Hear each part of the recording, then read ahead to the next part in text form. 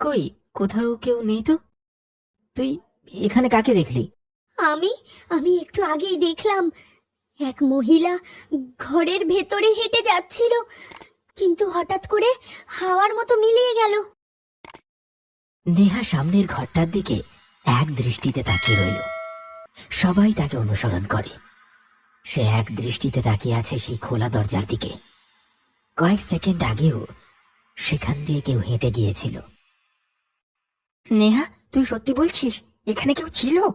আমি সত্যি বলছি, আমি একটা বউকে দেখলাম আমার সামনে দিয়ে হেঁটে যেতে যেতে হাওয়ায় অদৃশ্য হয়ে গেল। সাবধান হয়ে থাক সবাই। এই বাড়িটা দেখতে যতটা আজগুবি ভেবেছি ঠিক ততটা নয়। কিছু একটা রয়েছে। তাহলে চল না, এইখান থেকে পালাই, আমার খুব ভয় করছে। আর একটু অপেক্ষা কর, তারপর চলে যাব।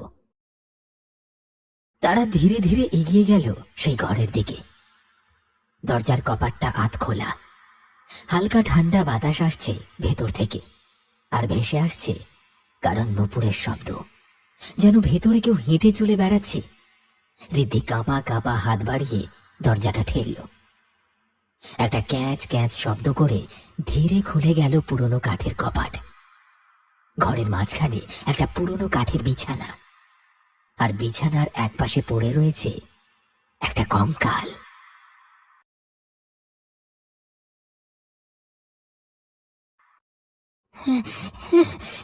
এই বিছানায় কেউ এক সময় পড়ে মরেছিল, আমি শিওর। না না, এটা খেলা না, এই বাড়িতে কিছু একটা আছে। ও চায় না আমরা এখানে থাকি। ও আবার জেগে উঠেছে, আমাদের কাউকে ছাড়বে না। তারা পালাতে যাবে, ঠিক তখনই ঘরের জানালার কাঁচে হঠাৎ দেখা গেল একটা মুখ। সাদা পোড়া দগদগে, চোখের জায়গায় কেবল কালো গর্ত, আর ঠোঁটে এক ফাঁকা বিকৃত হাসি।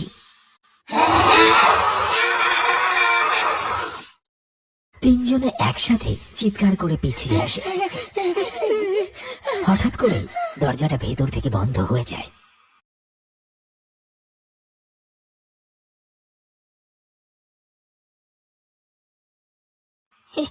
এটা কি হলো? কে দরজা বন্ধ করলো? হঠাৎ করে ঘরের বাতাস ভারী হয়ে উঠল। একটা পোড়া গন্ধে গোটা ঘর ভরে উঠেছে। তিনজনই দরজায় ধাক্কা মারতে লাগলো, কিন্তু দরজা খুলতে পারল না।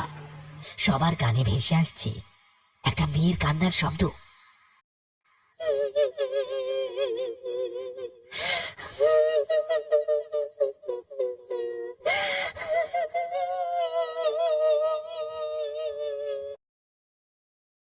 কে আছেন?